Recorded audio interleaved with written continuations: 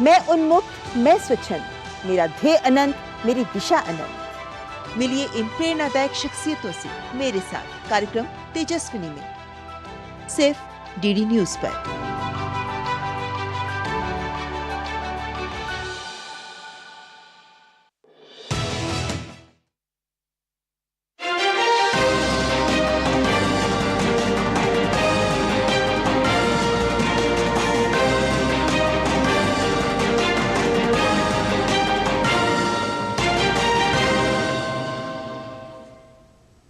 नमस्कार, आप देख रहे हैं डीडी न्यूज। आपके साथ मैं हूं गौरव श्रीवास्तव और मेरे साथ मेरे सहयोगी शरद हैं, जो कि सांकेतिक भाषा के जरिए आपको खबरों से रूबरू करवाएंगे। तो खबरों की शुरुआत करें उससे पहले एक नजर इस वक्त की हेडलाइंस पर।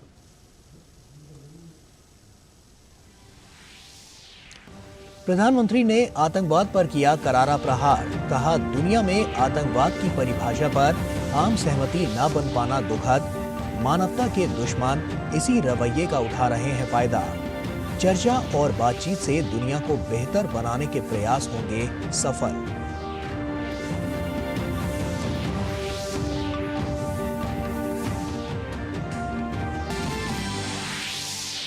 प्रधानमंत्री ने नई दिल्ली में 9वें G20 संसदीय अध्यक्ष शिखर सम्मेलन P20 का किया उद्घाटन।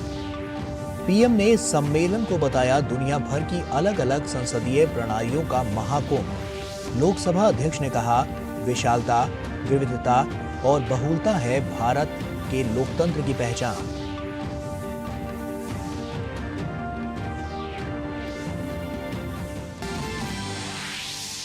केंद्र सरकार की महत्वाकांक्षी पीएम गति शक्ति योजना के पूरे हुए 2 साल। 13 अक्टूबर 2021 को शुरू हुई योजना ने देश में इंफ्रा के विकास को दी नई गति। 2021 से अब तक 11.5 लाख करोड़ की 112 परियोजनाओं को मिली मंजूरी। आम आदमी पार्टी के नेता संजय सिंह को कोर्ट ने 27 अक्टूबर तक न्यायिक हिरासत में भेजा। संजय सिंह पर दिल्ली शराब नीति को तैयार और लागू कराने में महत्वपूर्ण भूमिका निभाने का आरोप।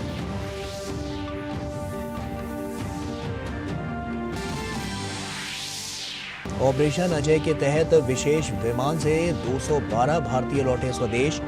भाजपा ने कहा सरकार के लिए नागरिकों का हित है सर्वोपरि, भारत युद्ध का नहीं बुद्ध का देश।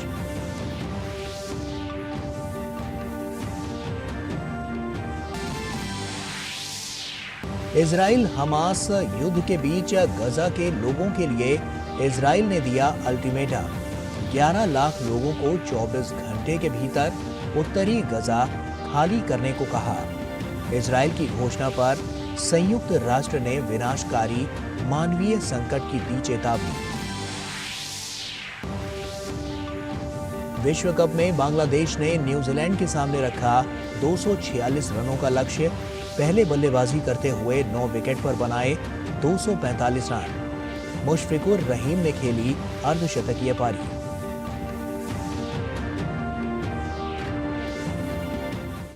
और आइए अब खबरों की शुरुआत करते हैं। P20 शिखर सम्मेलन में हिस्सा लेने प्रधानमंत्री नरेंद्र मोदी दिल्ली द्वारिका स्थित यशोभूमि सम्मेलन केंद्र पहुंचे। सम्मेलन में G20 सदस्य देशों के संसद के अध्यक्ष शिरकत कर रहे हैं। प्रधानमंत्री ने शिखर सम्मेलन में साफ लहजे में कहा कि भारत दशकों से बॉर्डर पार से प्रायोजित आतंक का शिकार रहा है। ऐसे ही आतंकवादियों ने भारतीय संसद पर हमला किया था। भारत ऐसी चुनौतियों से लड़कर आगे बढ़ रहा है। वहीं उन्होंने निराशा जताई कि आतंकवाद के मुद्दे पर दुनिया आज भी बिखरी हुई है, एक मत नहीं है।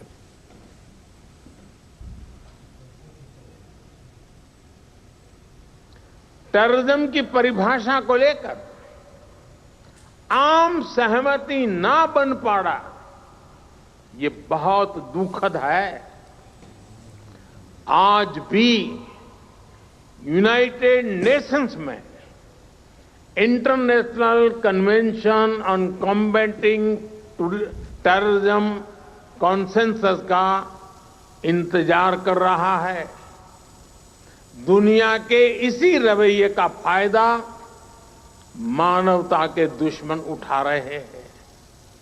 दुनिया भर की पार्लियामेंट्स को, रिप्रेजेंटेटिव्स को ये सोचना होगा कि टेररिज्म के विरुद्ध इस लड़ाई में हम कैसे मिलकर काम कर सकें।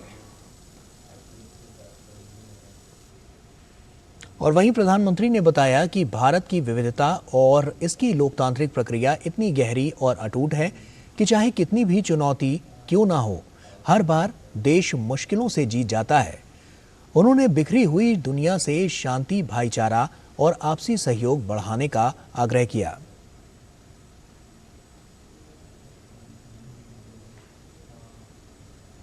इक्कीसवीं सदी की इस दुनिया में भारत की ये वाइब्रेंसी, विविधता में एकता हमारी बहुत बड़ी शक्ति है। ये वाइब्रेंसी हमें हर चुनौती से लड़ने की, हर मुश्किल का मिलकर समाधान करने की प्रेरणा देती है। फ्रेंड्स, दुनिया के अलग कोनों में जो कुछ भी घट रहा है, उससे आज कोई भी अछूता नहीं है।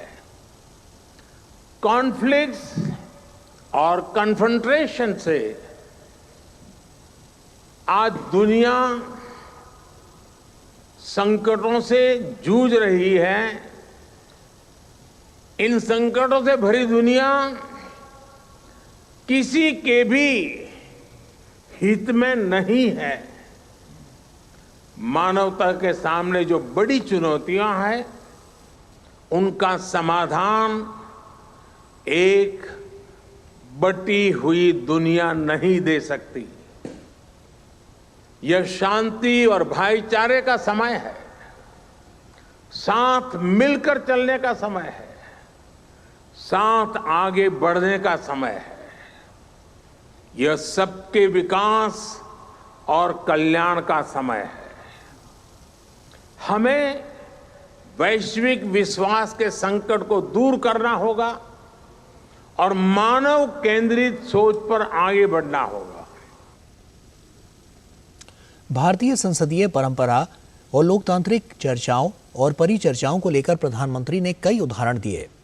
उन्होंने पुरातन काल से चली आ रही भारतीय संसदीय परंपरा को दुनिया के लिए धरोहर करार दिया।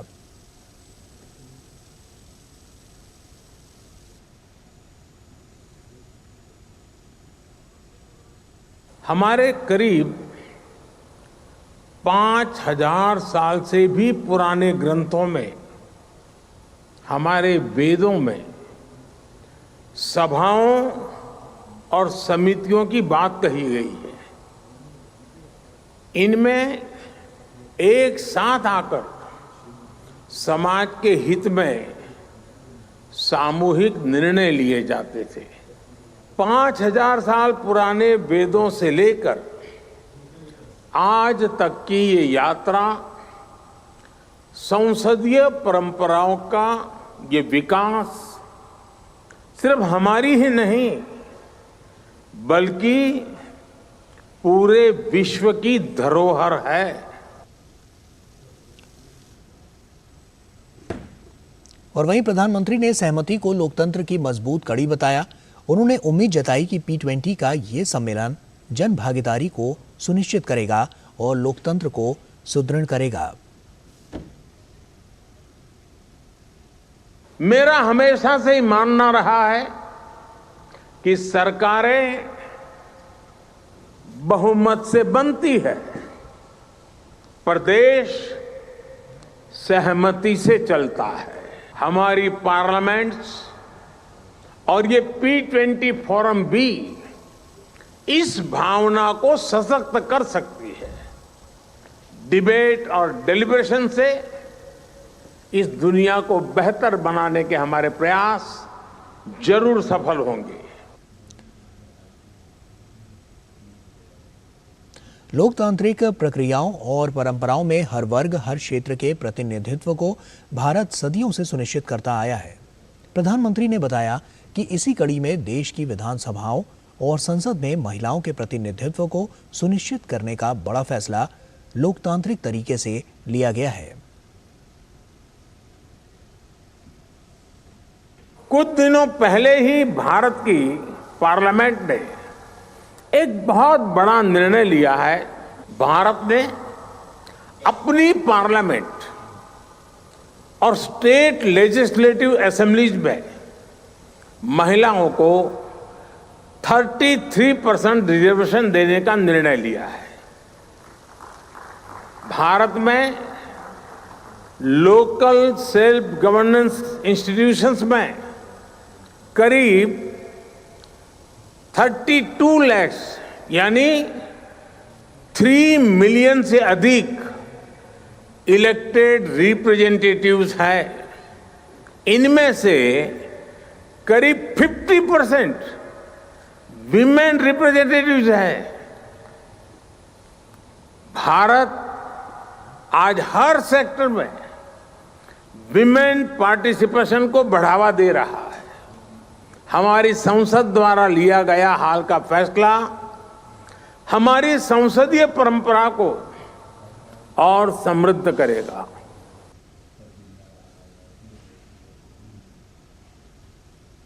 और वहीं ऑपरेशन अजय के तहत इजराइल के तेल अवीव से 212 भारतीय नागरिकों को भारत लाया गया। केंद्रीय मंत्री राजीव चंद्रशेखर ने एयरपोर्ट पर नागरिकों का स्वागत किया। विदेश मंत्रालय के मुताबिक करीब 18,000 भारतीय इजराइल में रह रहे हैं, जबकि 13 भारतीय फिलिस्तीन के वेस्ट बैंक और 3 से 4 भारतीय गजा में हैं। ऑपरेशन अजय के तहत फिलहाल इजरायली क्षेत्र से ही भारतीयों की निकासी में मदद की जा रही है। मंत्रालय के मुताबिक भारत ने ये अभियान उन भारतीयों की वापसी को सुविधाजनक बनाने के लिए शुरू किया है जो स्वदेश वापस आना चाहते हैं।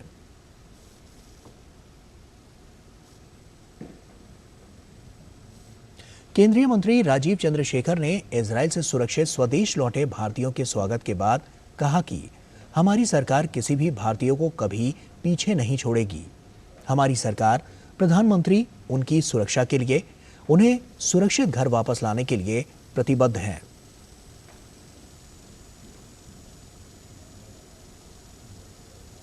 Our government, our Prime Minister is determined to protect them, bring them back home safely, and I'm very glad this plane load of students and Indians have managed to fly back safely.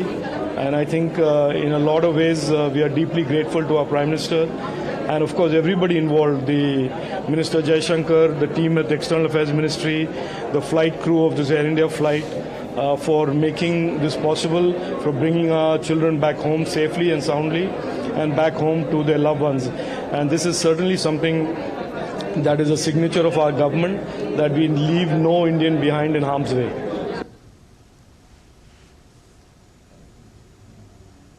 और BJP के राष्ट्रीय प्रवक्ता गौरव भाटिया ने कहा कि आज भारत वो ताकत बनकर उभरा है जो अपने नागरिकों के साथ बुरे और अच्छे वक्त में खड़ा रहता है।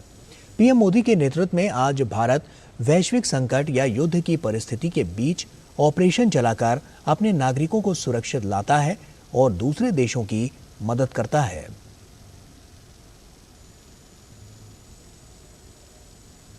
हर भारतीय को, चाहे वो विदेशी धरती पर ही क्यों ना हो, एक उम्मीद होती है कि भारत की सरकार और भारत के 140 करोड़ नागरिक हर वो ठोस कदम उठाएंगे जिससे कि वे सुरक्षित भारत वापस आ पाएंगे। ऑपरेशन अजय के तहत जब 212 भारतीय नागरिक सुरक्षित एक विशेष विमान से भारत की धरती पर लौटे, तो ये पूरे भारत के लिए गौरवान्वित करने वाला पल था। और उधर उत्तर प्रदेश के अमेठी में सांसद खेलकूद प्रतियोगिता का आज समापन हो गया। समारोह में विजेता खिलाड़ियों को पुरस्कार वितरित किए गए। पीएम मोदी ने वीडियो संदेश के माध्यम से खिलाड़ियों को बधाई दी और कहा कि किसी भी समाज के विकास के लिए वहां खेलों का विकास होना आवश्यक है।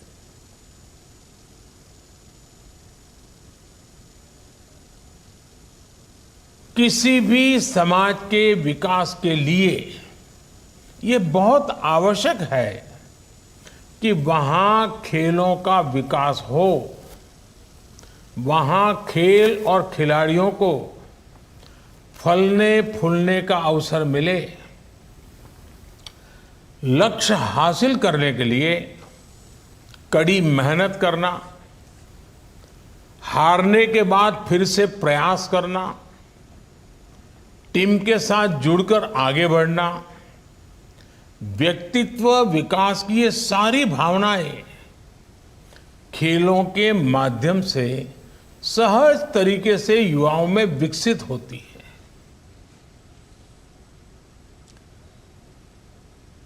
मिजोरम के विधानसभा चुनाव के लिए भाजपा ने केंद्रीय मंत्री किरण रिजिजू को चुनाव प्रभारी नियुक्त किया है। वहीं जितेंद्र पाल मल्होत्रा को चंडीगढ़ का बीजेपी का प्रदेश अध्यक्ष नियुक्त किया गया है।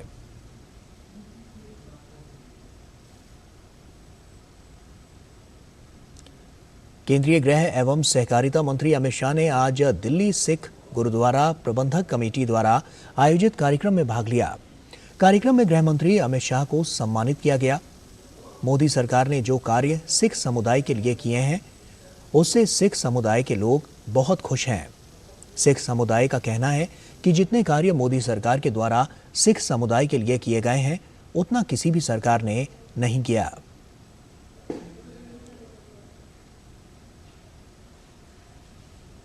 और दिल्ली के राउज एवेन्यू कोर्ट ने आम आदमी पार्टी के राज्यसभा सांसद संजय सिंह को 27 अक्टूबर तक न्यायिक हिरासत में भेज दिया है। इससे पहले भी 10 अक्टूबर को राउज एवेन्यू कोर्ट ने संजय सिंह की हिरासत को 13 अक्टूबर तक के लिए बढ़ाया था। आप सांसद को दिल्ली आबकारी नीति घोटाले मामले में गिरफ्तार किया गया था।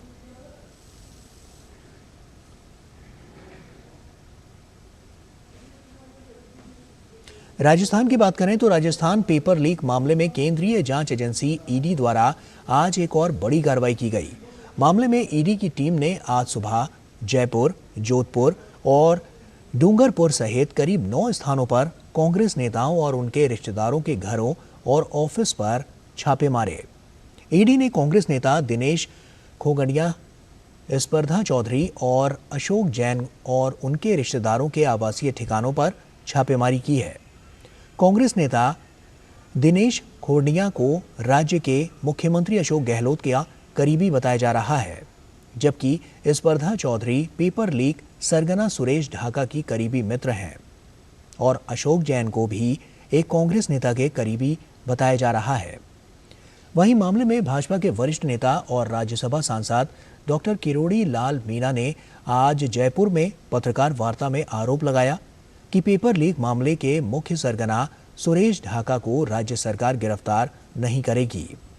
राज्यसभा सांसद ने आरोप लगाया, ऐसा होते ही कांग्रेस के कई मंत्री और विधायक केंद्रीय एजेंसियों के रडार पर आ जाएंगे। आगे बढ़ते हैं। लॉटरी घोटाला मामले में आयकर विभाग ने पूर्वोत्तर समेत देश भर में 25 स्थानों पर छापेमारी की। बंगाल, सिक्किम, अरुणाचल प्रदेश, दिल्ली और तमिलनाडु में छापेमारी की गई।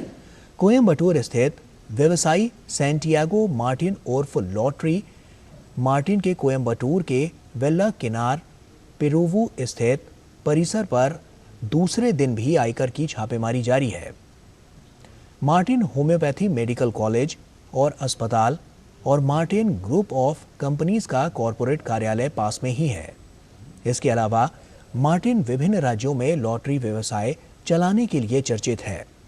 केरल समेत कई राज्यों में लॉटरी लोकप्रिय है। इसी कड़ी में सिलीगुड़ी में लॉटरी किंग के नाम से मशहूर उत्तम साहा के ठिकानों पर छापेमारी की गई। इसमें काफी सारे संदिग्ध दस्तावेज और नगद राशि बरामद हुई है।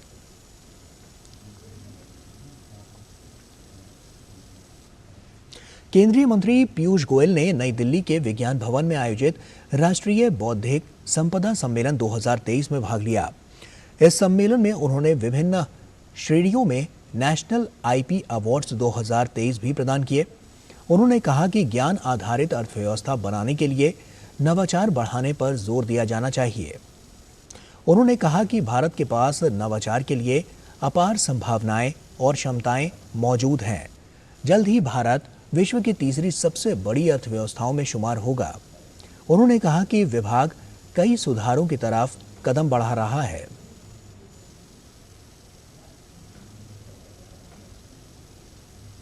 केंद्रीय युवा कार्यक्रम एवं खेल मंत्री अनुराग सिंह ठाकुर ने मुंबई में पावर लिफ्टिंग में भारत के लिए मेडल जीतने वाले खिलाड़ियों से मुलाकात की। खिलाड़ियों ने उनसे मिलकर खुशी जताई।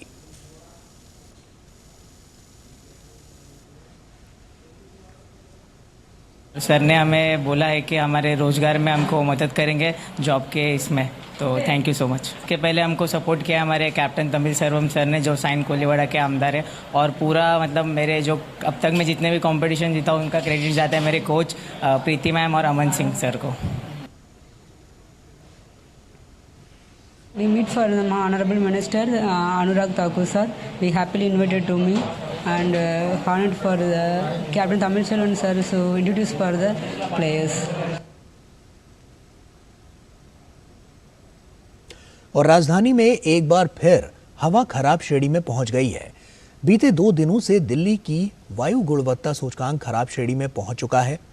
गुरुवार को जहां पूरे दिन AQI खराब श्रेणी में रहा, वहीं आज भी AQI 237 है। आने वाले समय में भी इसके खराब श्रेणी में बने रहने की आशंका जताई जा रही है। कल air quality index poor category में रहा है दिन भर, और आज भी अभी एयर क्वालिटी इंडेक्स 237 है जो पुअर कैटेगरी में आता है।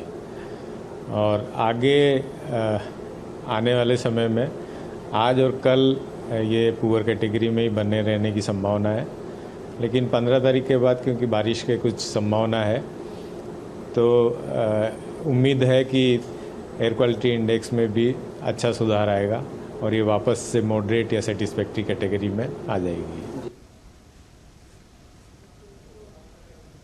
प्रधानमंत्री नरेंद्र मोदी के प्रधान सचिव डॉक्टर PK मिश्रा ने NCR में वायु गुणवत्ता पर उच्च स्तरीय टास्क फोर्स की बैठक की। बैठक में राजस्थान, पंजाब, हरियाणा, यूपी और दिल्ली के मुख्य सचिवों के साथ साथ भारत सरकार और CQM के सचिव ने भी इसमें भाग लिया। और राजधानी दिल्ली और NCR में एक बार फिर हवा खराब श्रेणी में पहुंच गई है।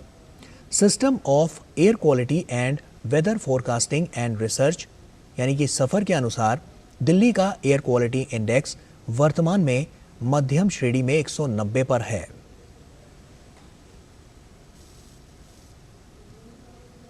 मौसम विभाग ने 15 से 17 अक्टूबर के दौरान उत्तराखंड, हरियाणा, उत्तर प्रदेश समेत राजस्थान के अलग अलग हिस्सों में हल्की बारिश होने की संभावना जताई है। वहीं पश्चिमी विक्षोभ के सक्रिय होने से एक बार फिर हिमालयी इलाकों में भी बारिश की संभावना बन रही है, जिसके चलते आज से लेकर 17 अक्टूबर के दौरान जम्मू कश्मीर, बाल्टिस्तान, मुजफ्फराबाद, हिमाचल और पंजाब के कुछ हिस्सों में हल्की से मध्यम बारिश हो सकती है। मौसम संबंधी गतिविधि को ध्यान में रखते हुए शुक्रवार को तमिलनाडु, पुडुचेरी, कराईकल और केरल के अलग अलग हिस्सों में भारी बारिश होने के आसार हैं। अमेरिकी रक्षा मंत्री लॉयड ऑस्टिन ने इजराइल के रक्षा मंत्री योव गैलेंट से मुलाकात की। इस दौरान अपने वक्तव्य में अमेरिकी रक्षा मंत्री लॉयड ऑस्टिन ने हमास इजराइल संघर्ष में घायल हुए और मारे गए इजरायली लोगों के प्रति गहरी संवेदना व्यक्त की। उन्होंने कहा कि इस कठिन दौर में हम पूरी प्रतिबद्धता और एकजुटता के साथ खड़े हैं।